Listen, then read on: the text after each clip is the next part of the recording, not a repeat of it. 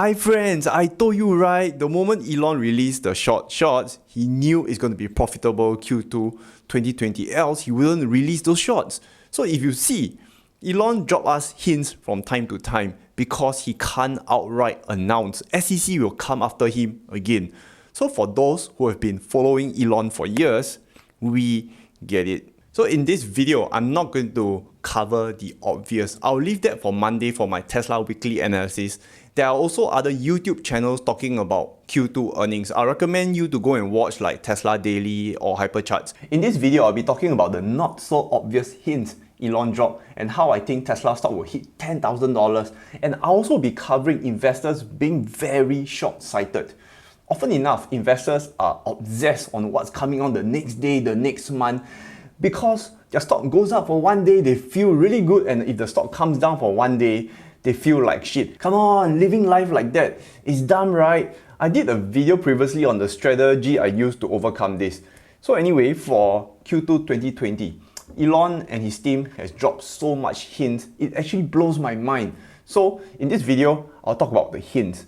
By the way, you'll appreciate an early thumbs up, it really helps to reach more people. Thank you. Often enough, when we talk companies, the first thing that comes to our mind is money. Can the company turn a profit? So for Elon, it is very much different. Yeah, we just want to be in the not bankrupt category. That's our goal. People that follow Elon over an elongated time will know that money is never the goal to him. It is just a tool for him to achieve a bigger mission. Who, in the right of mind, with $180 million after PayPal, who have thrown all their money in rockets and electric cars? I remember the world making fun of him for over 10 years. It must have been crazy for anyone who go through the shit he went through. His hero, Neil Armstrong, thought he was crazy, and all fossil fuel related industries he was up against. I remember his worst years was in 2008 and 2018. Not many people could have handled what he need to go through. For the first hint, if you know him well enough, saying this in Q2 2020. It is important to make the car affordable. We will not succeed in our mission if we do not make the cars affordable. Like, the thing that bugs me the most about where we are right now is that our cars are not affordable enough. This gives us a big clue on what holds for Tesla. First, we know he doesn't want to go bankrupt, obviously, and riches is not the goal.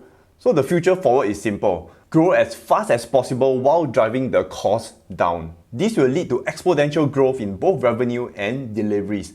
As of Q2 2020, I'm very confident to say that Tesla is out of the struggling stage. Tesla's future is secured. While other automakers' first half of the year is down on an average of 30%, Tesla grew year over year. How many companies can confidently say that they grew in the worst possible economic situation ever? Elon also gave us an update on Alien Dreadnought, the machine that builds the machine. The production line is constantly evolving and changing. Anybody from the production line to the design to factory planning can come up to say, and hey look, this is dumb. The very first Model S in 2012 to the latest Model S in 2020 is very different, though both cars look identical. Tesla's open culture, constant innovation, and ability to adapt is Tesla's biggest strength. I and many others have worked for big organizations to know asking them to change certain things is like talking to my donkey. During Q2 2020, Elon dropped another big hint, Tesla Energy. Tesla disrupted automotive industry. Tesla is now ready to disrupt the next sector that has been unchanged for centuries. Utilities. I'll show you the big hint. Megapack generated a profit for the first time in Q2. Tesla Energy is profitable. The next push is Tesla Energy, the segment that will rival or surpass Tesla Automotive. Imagine we have the capability to own our own micro utility grid.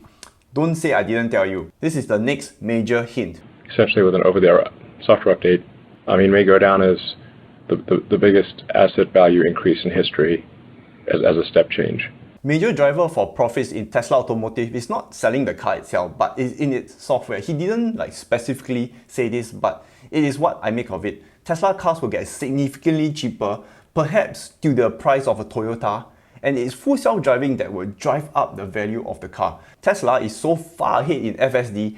FSD alone could bring the value of Tesla's market capitalization to a few $1 trillion and Jeff Bezos will be jealous. In the next 1.5 years, will be really exciting. 3 continents will be producing Teslas. The rollout of the Tesla Cybertruck, the Tesla Semi, the Roadster, the Battery Investor Day, full self-driving rewrite, and S&P 500 inclusion. It is going to be really exciting 1.5 years. Anyway, talking about the S&P 500 inclusion, I personally do not think it's going to massively pump the price up. I'm sure the Standard & Poor's board is talking about how to minimize that impact. Yes, that announcement will cause a surge in price, but it's not going to be the factor that pushes the stock past $10,000. If I had to add my years of experience in investing, in my opinion, as more and more funds seek yield, that means gains, and many companies are dying, you see more money being concentrated in certain companies. You can already see that happening within the S&P 500. Imagine the top 5 companies making up majority of the index. It is only going to get worse. One thing is for sure, retail investors cannot move big stocks. Only institutional investors can cause big moves. Currently, Tesla's institutional ownership stands at about 54%. I foresee it moving towards 70%, and that will be the main driver for the surge in Tesla stock. So concluding this video, I shared hints Elon dropped during Tesla's energy business, full self-driving, and how Tesla will prioritize growth over profits. The growth forward is more than the current automotive business. Also, investors view quarter-to-quarter results. Frankly, quarter-to-quarter is really short-sighted because companies don't miss estimates. It is like investors missing reality. Though Tesla had a good quarter doesn't mean all good, and a bad quarter doesn't mean all bad. What's more important is where do you see the company in 10 years. I'm extremely clear where Tesla will be. Are you? Appreciate those with the early thumbs up, and your actions always contribute so much to the channel, and as always, invest safe.